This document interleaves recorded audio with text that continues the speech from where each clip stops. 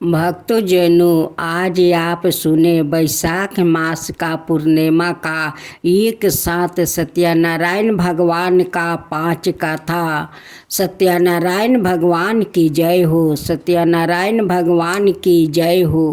पहला पाठ सत्यनारायण भगवान का कथा सुनते हैं। एक समय की बात है, नैसीरन तीर्थ में नैनी कादी 88,000 ऋषियों ने श्री सूत जी से पूछा, हे प्रभु, इस कलयुग में वेद विद्या राहित मनुष्यों को प्रभु भक्ति किस प्रकार मिल सकती है और उनका उद्धार कैसे होगा। हे मुनि श्रेष्ठ, कोई ऐसा तप बताइए जिसे थोड़ा समय में ही पुण्य मिले और मनोवांछित फल भी मिल जाए। इस प्रकार की कथा सुनने की हम इच्छा रखते हैं। सबर शास्त्रों के गाता सूत जी बोले, हे विष्णुवो पूज्या, आप सभी ने प्राणियों के हित की बात पूछी है, इसलिए मैं एक ऐसा श्रेष्ठ व्रत को आप लोगों को बताऊंगा जिसे नारद जी ने लक्ष्मी नारायण जी से पूछा था और लक्ष्मीपति ने मुनि श्रेष्ठ नारद जी से कहा था। आप सब इसे ध्यान से सुनिए।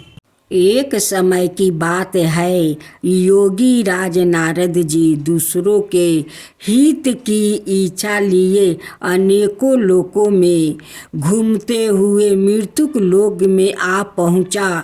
यहाँ उन्होंने उनके योनियों में जन्मे पराये सभी मनुष्यों को अपने कर्मों द्वारा अनेकों दुखों से पीड़ित देखा। उनका दुख देख नारद जी सोचने लगे कि कैसे यत्न किया जाए जिसके करने से निश्चित रूप से मानव के दुखों का अंत हो जाए। इसी विचार पर मनन करते हुए वो विष्णु लोक में गए। वहाँ वो देवों के ईश्वर भगवान नारायण की स्तुति करने लगे, जिनके हाथों में शंख चक्र गदा और परदुम थे, गले में वरमाला पहने हुए थे। स्तुति करते हुए नारद जी बोले, हे भगवान, आप अत्यंत शक्ति से संपन्न है। मन और वाणी भी आपको नहीं पा सकती है। आपका आदि मध्यम और अंत नहीं है। निर्गुण स्वरूप दृष्टि के कारण भक्तों के दुखों को दूर करने वाले आपको मेरा नमस्कार है। नारद जी की स्तुति सुनकर विष्णु भगवान बोले, हे मुनि श्रेष्ठ, आपके मन में क्या बात है? आप किस काम के लिए पधारे हैं? उसे निसंकोच होकर कहिए। इस पर नारद मुनि बोले कि मृत्यु लोक में अनेक योनियों में जन्मे मनुष्य अपने कर्मों के द्वारा अनेकों दुख से दुखी हो रहे हैं। हे नाथ, आप मुझ पर दया रखते हैं तो बताइए कि वो मनुष्य थोड़े प्रयास से ही अपने दुखों से कैसे छुटकारा पा सकते हैं।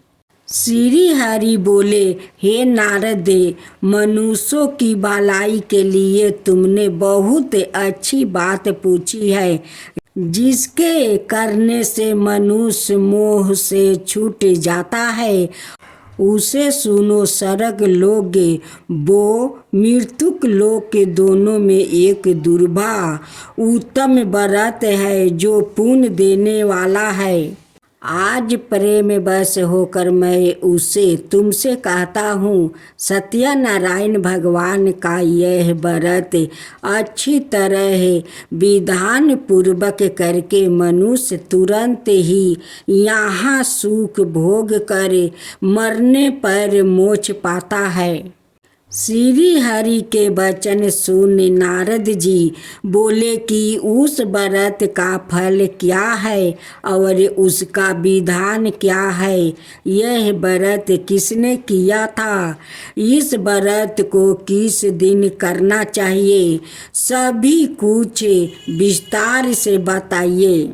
नारद की बात सुनकर श्री हरि बोले, दुख व शोक को दूर करने वाला यह व्रत सभी स्थानों पर विजय दिलाने वाला है।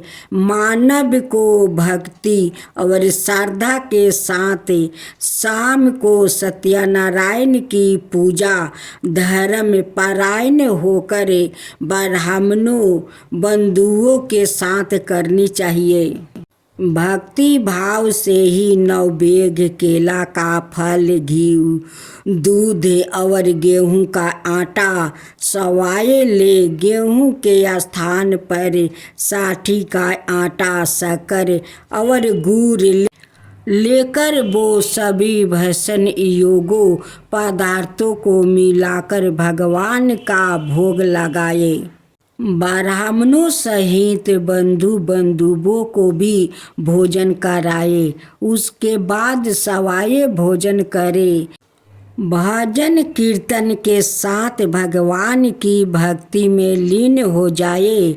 इस तरह से सत्यनारायण भगवान का यह व्रत करने पर मनुष्यों की सारी इच्छाएं निश्चित रूप से पूरी होती है। इस काली काल अर्थात कलयुग में मृत्युक लोक में मोक्ष का यही एक सरल उपाय बताया गया है। कथा का प्रथम अध्याय संपूर्ण समाप्त हुआ। श्री मन नारायण नारायण नारायण, भज मन नारायण नारायण नारायण। श्री सत्यनारायण भगवान की जय। सत्यनारायण भगवान का दूसरा पाठ। सत्यनारायण भगवान की जय हो। सत्यनारायण भगवान की जय हो। सूत जी बोले, हे ऋषियों, जिसने पहले समय में इस व्रत को किया था उसका इतिहास कहता हूँ, ध्यान से सुनो। सुंदर काशीपुरी नगरी में एक अत्यंत निर्धन ब्राह्मण रहता था। भूख प्यास से परेशान वो धरती पर घूमता रहता था। ब्राह्मण से प्रेम करने वाले भगवान ने एक दिन ब्राह्मण का भेष धारण कर उसके पास जाकर पूछा, हे वीर पे, नित दुखी होकर तुम पृथ्वी पर क्यों घूमते हो? दीन ब्राह्मण बोला, मैं निर्धन ब्राह्मण हूँ, भिक्षा के लिए धरती पर घूमता हूँ। हे भगवान, यदि आप इसका कोई उपाय जानते हो तो बताइए। वृद्ध ब्राह्मण कहता है कि सत्यनारायण भगवान मनोवांछित फल देने वाले हैं, इसलिए तुम उनका पूजन करो। इसे करने से मनुष्य सभी दुखों से मुक्ति हो जाता है। वृद्ध ब्राह्मण बन करे आए सत्यनारायण भगवान उस निर्धन ब्राह्मण को व्रत का सारा विधान बताकर अंतर्ध्यान हो गए।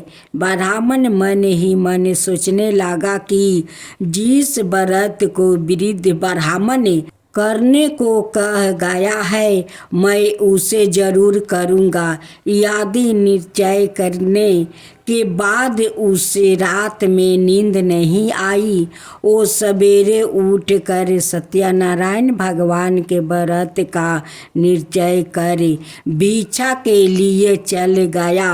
उस दिन निर्धन ब्राह्मण को भिक्षा में बहुत धन मिला, जिससे उसके बंधुओं के साथ मिलकर श्री सत्यनारायण भगवान का व्रत संपन्न किया। भगवान सत्यनारायण का व्रत संपन्न करने के बाद वो निर्धन ब्राह्मण सभी दुखों से छूट गया और अनेकों प्रकार की संपत्तियों से युक्त हो गया। उसी समय से यह ब्राह्मण हर माह इस व्रत को करने लगा। इस तरह से सत्यनारायण भगवान के व्रत को जो मनुष्य करेगा वो सभी प्रकार के पापों से छूटकर मोक्ष को प्राप्ति होगा। जो मनुष्य इस व्रत को करेगा वो भी सभी दुखों से मुक्ति हो जाएगा। सूत जी बोले कि इस तरह से नारद जी से नारायण जी का कहा हुआ। श्री सत्यनारायण व्रत को मैंने तुमसे कहा, हे पीड़पो, मैं अब और क्या कहूँ। ऋषि बोले, हे मुनिवर, संसार में उस बिरपा से सुन कर और किस किस ने इस व्रत को किया, हम सब इस बात को सुनना चाहते हैं। इसके लिए हमारे मन में श्रद्धा का भाव है। सूत जी बोले, हे मुनियों, जिस जिस ने इस व्रत को किया है वो सब सुनो। एक समय वो ही बिरपा धन वो ईश्वर के अनुसार अपने बंधुओं के साथ इस व्रत को करने को तैयार हुआ। उसी समय एक लकड़ी बेचने वाला बूढ़ा आदमी आया और लकड़ियाँ बाहर रख कर अंदर ब्राह्मण के घर में गया। प्यास से दुखी ओ लकड़हारा उनको व्रत करते देख बिरपा को नमस्कार कर पूछने लगा कि आप यह क्यों कर रहे हैं और इसे करने से क्या फल मिलेगा, कृपया मुझे भी बताइए। ब्राह्मण ने कहा कि सब मनोकामनाओं को पूरा करने वाला यह सत्यनारायण भगवान का व्रत है। इनकी कृपा से ही मेरा घर में धन धनाए आदि की वृद्धि हुई है। बिरपा से सत्यनारायण व्रत के बारे में जानकर लकड़हारा बहुत प्रसन्न हुआ। चनामृत लेकर वो प्रसाद खाने के बाद वो अपने घर गया। लकड़हारा ने अपने मन में संकल्प किया कि आज लकड़ी बेचने से जो धन मिलेगा उसी से सत्यनारायण भगवान का उत्तम व्रत करूँगा। मन में इस विचार को ले बूढ़ा आदमी सिर पर लकड़ियाँ राख उस नगर में बेचने गया जहाँ धनी लोग ज़्यादा रहते थे। उस नगर में उस आदमी लकड़ियों का दाम पहले से 4 गुना अधिक मिलता है।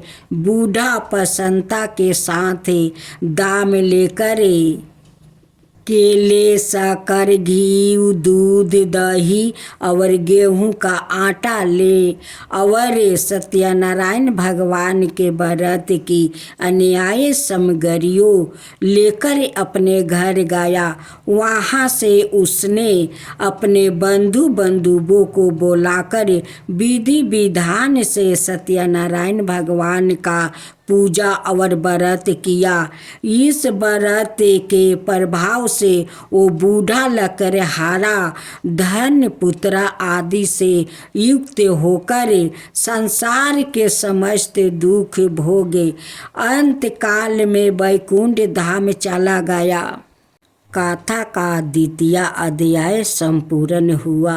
श्री मन नारायण नारायण नारायण, भज मन नारायण नारायण नारायण।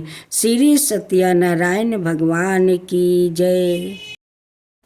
सत्यनारायण भगवान का तीसरा पाठ। सत्यनारायण भगवान की जय। सत्यनारायण भगवान की जय। सूत जी बोले, हे श्रेष्ठ मुनियों, अब आगे की कथा कहता हूँ। पहले समय में उल्लेका मुख नाम का एक वृद्धिमान राजा था।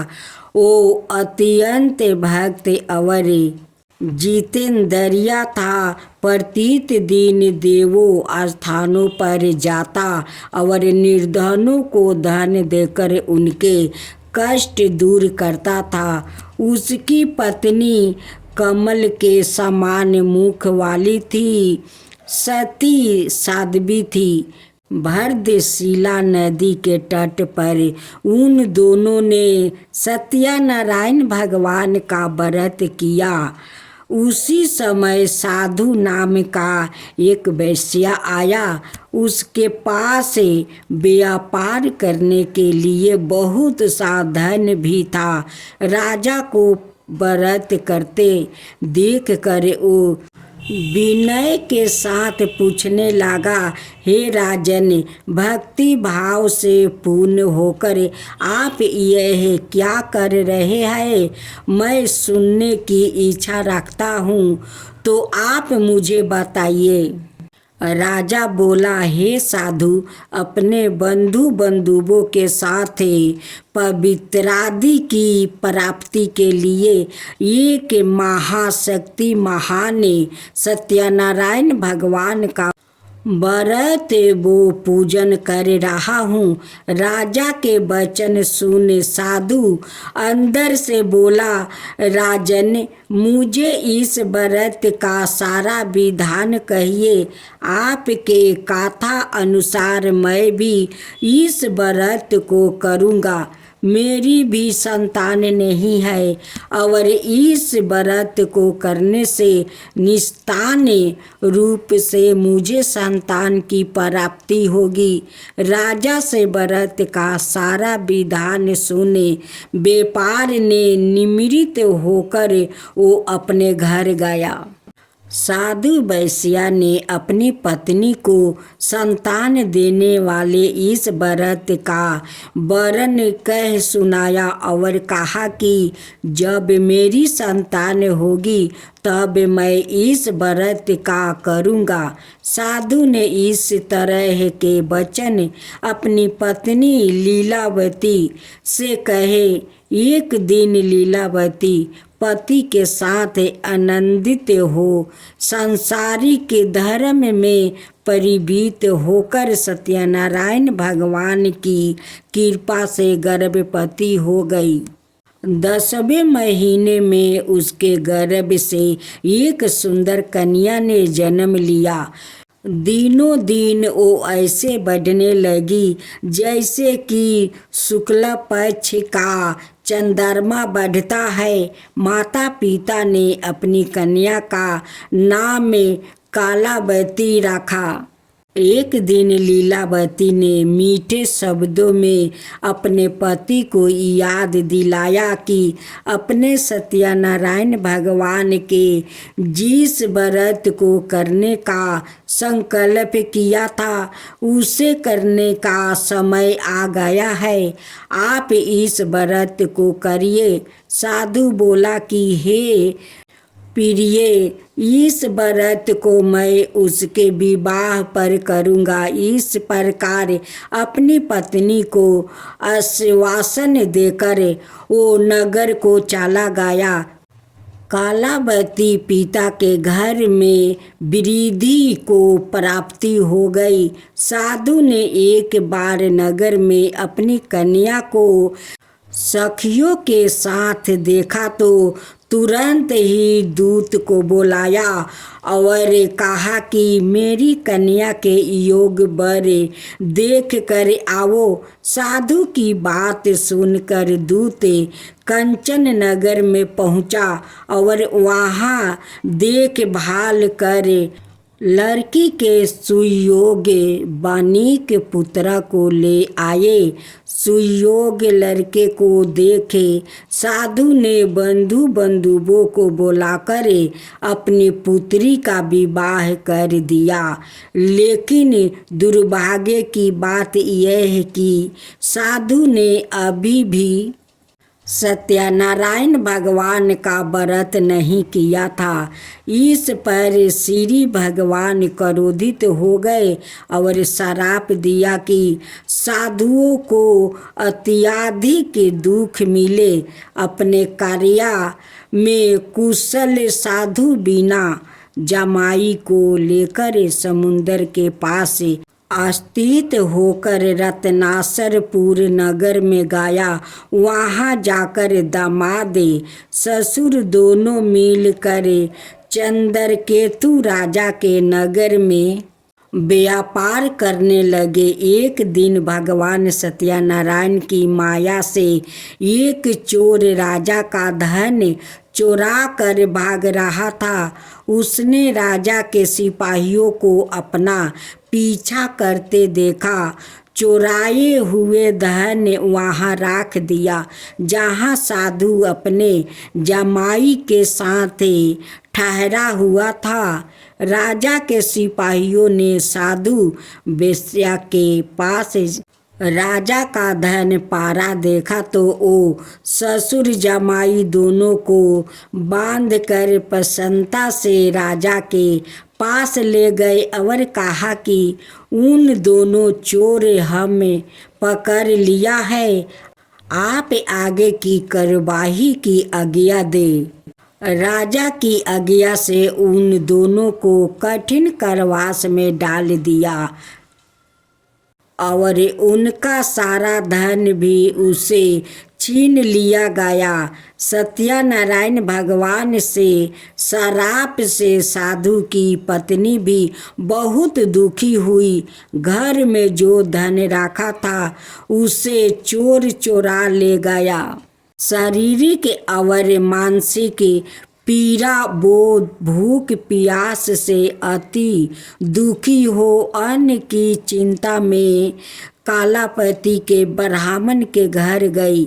वहाँ उसने सत्यनारायण भगवान का व्रत होते देखा। फिर कथा भी सुनी। वो प्रसाद ग्रहण कर वो रात को घर वापसी आई। उनकी माता कालावती से पूछा कि हे पुत्री, अब तक तुम कहाँ थी? तेरे मन में क्या है? कालावती ने अपनी माता से कहा, हे माता, मैंने एक ब्राह्मण के घर में श्री सत्यनारायण भगवान का व्रत देखा है। कन्या के वचन सुने लीलावती भगवान के पूजन की तैयारी करने लगी।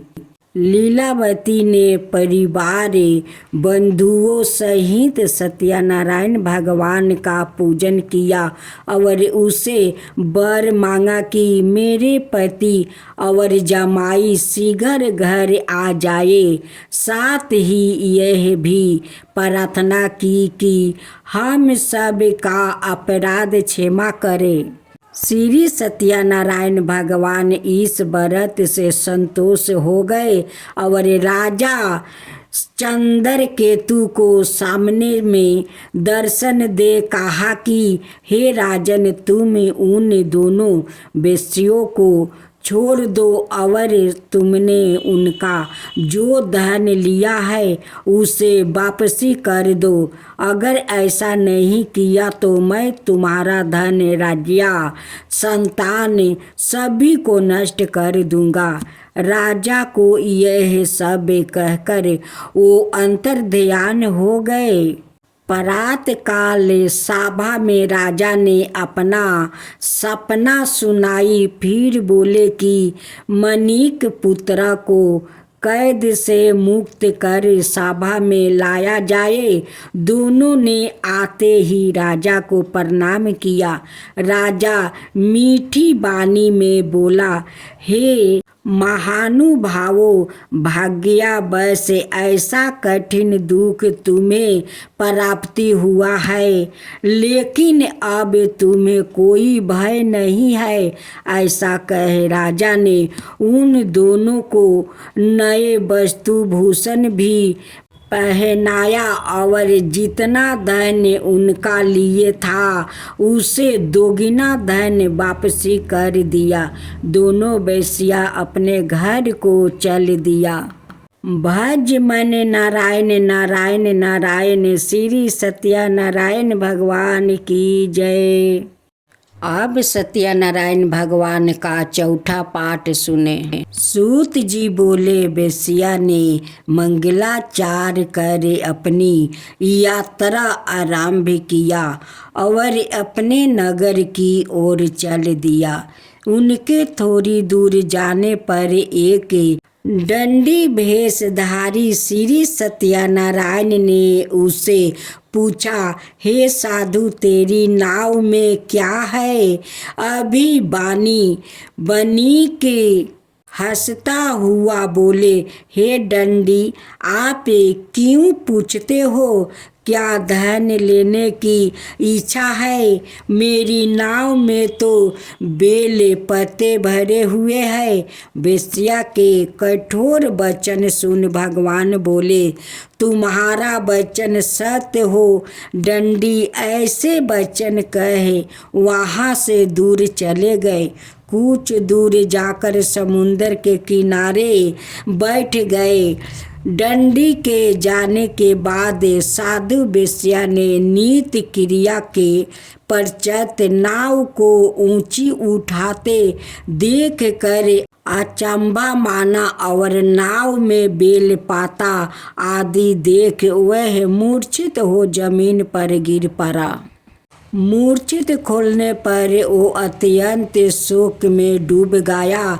तब उसका दामाद बोला कि आप शोक ना मनाए, यह दंडी का श्राप है, इसलिए हमें उनकी शरण में जाना चाहिए, तभी हमारी मनोकामना पूरी होगी। दामाद की बात सुनकर वो दंडी के पास पहुंचा और अत्यंत भक्ति भाव से नमस्कार करके बोला, मैंने आपसे जो असत्य वचन कहे थे उनके लिए मुझे क्षमा दे। ऐसे कहकर वो महान शोकातुर हो रोने लगा। तब दंडी भगवान बोले, हे मणिक पुत्रा, मेरी आज्ञा से बार बार तुम्हें दुख प्राप्ति हुआ है। तू मेरी पूजा से विमुख हुआ। साधु बोला, हे भगवान, आपकी माया से ब्राह्मण आदि देवता भी आपके रूप को नहीं जानते, तब मैं अज्ञानी कैसे जान सकता हूँ? आप प्रसन्न हुए। अब मैं समर्था के अनुसार आपकी पूजा करूँगा। मेरी रक्षा करो और पहले के समान नौका में धन भर दो। साधु वेश्या के भक्ति पूर्वक वचन सुनकर भगवान प्रसन्न हो गए और उसकी इच्छा अनुसार वरदान देकर अंतर्ध्यान हो गए। ससुर जमाई जब नाव पर आए तो नाव धन से भरी हुई थी। फिर वही अपने अन्यायी साथियों के साथ सत्यनारायण भगवान का पूजन कर अपने नगर को चल दिया। जब नगर के नजदीक पहुँचे तो दूत को घर पर खबर करने के लिए भेज दिया। दूत साधु की पत्नी को प्रणाम कर कहता है कि मालिक अपने दामाद सहित नगर के निकट आ गए हैं।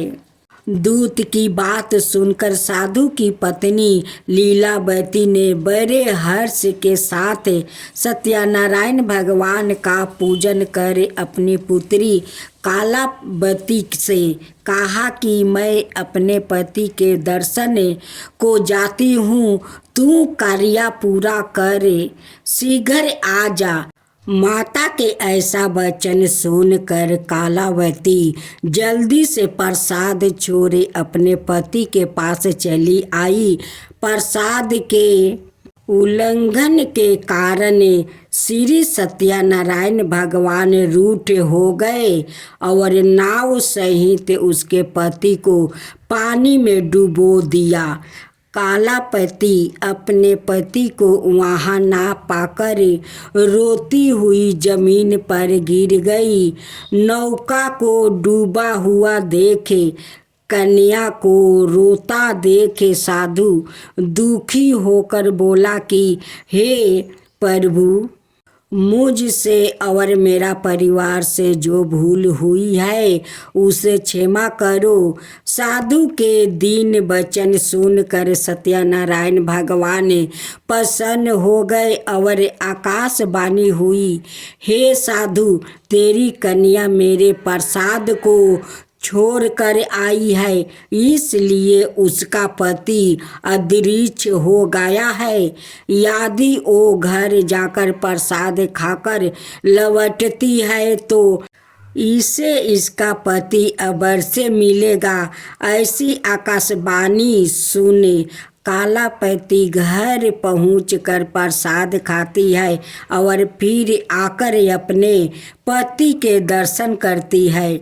उसके बाद साधु ने अपने बंधुओं सहित सत्यनारायण भगवान का विधि विधान से पूजन करता है। इस लोक का सुख भोग वो अंत में सर्ग जाता है। श्री मन नारायण नारायण नारायण भज मन नारायण नारायण।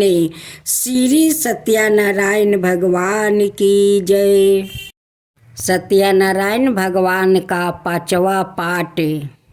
सूत जी बोले, हे ऋषियों, मैं और भी एक कथा सुनाता हूँ, उसे भी ध्यान पूर्वक सुनो। प्रजा पालन में नील तिलिंग ध्वज नाम का एक राजा था। उसने भी भगवान का प्रसाद त्याग कर बहुत ही दुख सहन किया है। एक बार वन में जाकर वन पशुओं को मारकर वो बर के पेड़ के नीचे आया। वहाँ उसने ग्वाला को भक्ति भाव से अपने बंधुओं सहित सत्यनारायण भगवान का पूजन करते देखा। अभिमान वश राजा ने उन्हें देख कर भी पूजा स्थान में नहीं गया और ना ही उसने भगवान को नमस्कार किया। ग्वालों ने राजा को प्रसाद दिया, लेकिन उसने वो प्रसाद नहीं खाया और प्रसाद को वो ही छोड़ वहाँ अपने नगर को चला गया। जब वो नगर में पहुँचा तो वहाँ सब कुछ तहस नहस हुआ पाया। तो वो शीघ्र ही समझ गया कि यह सब भगवान ने ही किया है। वो दोबारा ग्वालों के पास पहुंचा और विधि पूर्वक पूजा करके प्रसाद खाया तो सत्यनारायण भगवान की कृपा से सब कुछ पहले जैसे हो गया। शीघ्र काल तक सुख भोगने के बाद मरणोपरांत उसे स्वर्ग लोक की प्राप्ति हुई। जो मनुष्य परम दुर्लभा इस व्रत को करेगा तो भगवान सत्यनारायण की अनुकंपा से उसे धन धनाय की प्राप्ति होगी। निर्धन धनी हो जाता है, भय मुक्त हो जीवन जीता है। संतानहीन मनुष्य को संतान सुख मिलता है और सारे मनोरथ पूर्ण होने पर मानव अंत काल में वैकुंठ धाम को जाता है। सूत जी बोले, जिन्होंने पहले इस व्रत को किया है, अब उनके दूसरे जन्म की कथा कहता हूँ। वृद्ध सातानंद ब्राह्मण ने सुदामा का जन्म लेकर मोक्ष की प्राप्ति की। लकड़हारा ने अगले जन्म में निष्ठा बनकर मोक्ष प्राप्ति किया। उल्का नाम का राजा दशरथ होकर वैकुंठ गए। साधु नाम के वेश्या ने मोर ध्वज बनकर अपने पुत्र को आरे से चीर कर मोक्ष पाया। महाराजा तिलिंग दवाज ने स्वायंभू होकर भगवान में भक्ति युक्त हो कर्म कर मोक्ष पाया। ओम जय जगदीश हरे, स्वामी जय जगदीश हरे। भक्तों जन के संकट क्षण में दूर करे। ओम जय जगदीश हरे। जो दावे फल पावे, दुखी विनाश मन का। सुखी संपत्ति घर आवे, कष्ट मिटे तन का। ओम जय जगदीश हरे। माता पिता तुम मेरे, शरण कहूँ किसकी। तुम बिना और न दूजा, आस करूं मैं किसकी। ओम जय जगदीश हरे। तुम पुराण परमात्मा, तुम ही अंतर्यामी। पार बरिमा परमेश्वर, तुम ही सबके स्वामी। ओम जय जगदीश हरे। तुम करुणा के सागर, तुम पालन करता। मैं सेवक तुम स्वामी, कृपा करो भक्तों। ओम जय जगदीश हरे। तुम हो एक अगोचर, सबके प्राणपति। किसी विधि मिलु दयामा, तुमको मैं कुमती। ओम जय जगदीश हरे। दीन बंधु दुख हरता, तुम ही रक्षक मेरे। अपना हाथ उठाओ द्वार पर तेरे। ओम जय जगदीश हरे। विषय विकार मिटाओ, पाप हरो देवा। श्रद्धा भक्ति बढ़ाओ, संतन की सेवा। ओम जय जगदीश हरे। श्री जगदीश जी के आरती, जो कोई नर गावे। कहत शिवानंद स्वामी, सुखी संपत्ति पावे। ओम जय जगदीश हरे। स्वामी जय जगदीश हरे।